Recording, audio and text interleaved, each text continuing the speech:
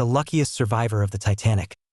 The extraordinary story of Violet Jessop. When people talk about the Titanic, they often remember the luxury, the iceberg, and the tragic loss of more than 1,500 lives. But hidden among the countless heartbreaking stories is one of the most extraordinary survival stories in maritime history. The life of Violet Constance Jessop, a woman many historians have nicknamed Miss Unsinkable. What makes her story remarkable isn't simply that she survived the sinking of the Titanic. It's that she survived 3 major disasters aboard 3 sister ships, a sequence of events so unbelievable that many people initially assume it must be fictional. Yet every part of her story is documented through official records, eyewitness accounts, and her own memoir. Early life. Violet Constance Jessop was born on October 2, 1887, near Bahia Blanca, Argentina, to Irish immigrant parents. She was the oldest of 9 children. Her childhood was difficult from the beginning. As a young girl, she contracted tuberculosis, and doctors believed she had very little chance of surviving. Against all expectations, she recovered completely. When her father died, the family's financial situation became desperate. Violet left school to help support her mother and younger siblings. Following in her mother's footsteps, she decided to work as a stewardess aboard passenger ships. At the beginning of the 20th century, being a stewardess was demanding work. The hours were long, the accommodations were modest, and employees were expected to maintain perfect professionalism while caring for hundreds of passengers during lengthy Atlantic crossings. Joining the White Star Line in 1910, Violet joined the famous White Star Line, one of the world's largest passenger shipping companies. It seemed like the opportunity of a lifetime. The company was building the largest and most luxurious ocean liners ever created, the Olympic-class ships. There were 3 of them: RMS Olympic, RMS Titanic, HMHS Britannic, originally RMS Britannic before World War I. Few people could have imagined that Violet would eventually experience disasters aboard all 3 vessels. Disaster number 1, RMS Olympic, 1911. In September 1911, Violet was working aboard the RMS Olympic when disaster struck. While sailing near the Isle of Wight, Olympic collided with the British warship HMS Hawke. The collision tore massive holes into Olympic's hull. Fortunately, the ship remained afloat and returned safely to port. Although no passengers were killed, the accident shocked the maritime world. For most people, surviving one major maritime collision would have been enough. For Violet, it was only the beginning. Disaster number 2. The Titanic. Only months later, White Star Line selected experienced crew members for the maiden voyage of their newest ship. Violet Jessop was assigned as a stewardess aboard RMS Titanic. On April 10, 1912, Titanic departed Southampton carrying approximately 2,224 passengers and crew. The atmosphere on board was festive. Passengers believed they were sailing on the safest and most luxurious ship ever built. Many newspapers even described Titanic as practically unsinkable. For days later, everything changed.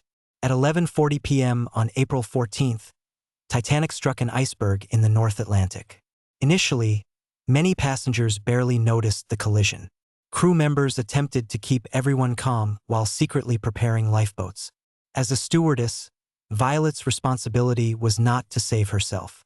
She was ordered to assist passengers, reassure frightened women and children, and help them board lifeboats. She continued working while the ship slowly filled with water. Eventually, officers ordered her into Lifeboat 16. Before the boat was lowered, one officer handed Violet a baby, asking her to care for the child until rescue arrived. Hours later, as dawn broke, the survivors were rescued by the RMS Carpathia. According to Violet's memoir, after arriving safely aboard Carpathia, a woman rushed toward her, silently took the baby from her arms, and disappeared into the crowd without saying a single word. Violet never learned the child's identity or what became of that family afterward. Returning to sea, many people assumed Violet would never work aboard another ocean liner. Instead, she returned to sea.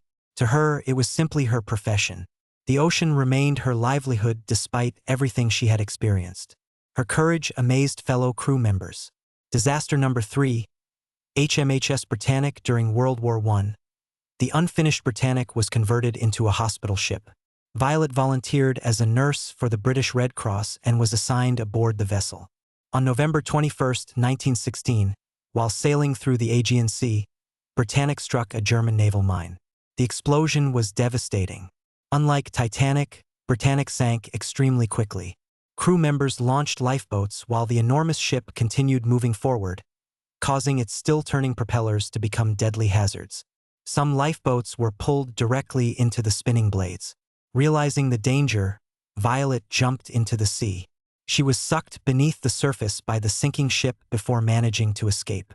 Years later, doctors discovered she had suffered a skull fracture during the incident, an injury she had never realized she sustained at the time.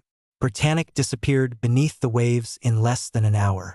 Once again, Violet survived. Why many call her the luckiest survivor, surviving one maritime disaster is extraordinary. Surviving two is almost unimaginable. Surviving 3 separate disasters aboard 3 sister ships is nearly beyond belief. Her remarkable record includes: survived the collision of RMS Olympic, survived the sinking of RMS Titanic, survived the sinking of HMHS Britannic, lived through childhood tuberculosis despite poor medical expectations, spent over 4 decades working at sea despite repeated life-threatening experiences. Because of this incredible sequence of events, newspapers and historians eventually began referring to her as Miss Unsinkable. Was she really the luckiest? Some historians argue that calling Violet lucky oversimplifies her story. Luck alone did not explain her survival. She remained calm during emergencies. She followed crew procedures. She understood ships better than most passengers. She never panicked. Her discipline, experience, and ability to think clearly under pressure almost certainly contributed to her survival. Still, there is no denying that chance also played a role. Thousands of others aboard Titanic and Britannic never had the opportunities she did. Later years, Violet continued working aboard passenger ships for decades after the First World War. She eventually retired in 1950 after more than 40 years at sea. She settled in a quiet cottage in Suffolk, England, where she enjoyed gardening and a peaceful retirement. Unlike many famous Titanic survivors, she rarely sought publicity. Her memoir, written later in life and published after her retirement, became one of the most valuable first-hand accounts from someone who experienced not only Titanic but also the Olympic and Britannic disasters. Legacy today, Violet Jessop remains one of the most fascinating figures connected to the Titanic. Her story is studied not only because of the disasters she survived, but because of the resilience she demonstrated throughout her life. She overcame childhood illness. She supported her family through difficult circumstances. She endured 3 catastrophic maritime accidents. And despite everything, she continued doing the work she loved. More than a century after the Titanic sank, Violet Jessop's incredible journey continues to inspire historians, authors, filmmakers, and millions of people around the world. Her life reminds us that history is not only about tragedy. It is also about extraordinary courage, quiet determination, and the astonishing resilience of the human spirit. Whether history remembers her as the luckiest woman alive or simply as one of its bravest survivors, Violet Jessop's story remains one of the most remarkable survival stories ever recorded.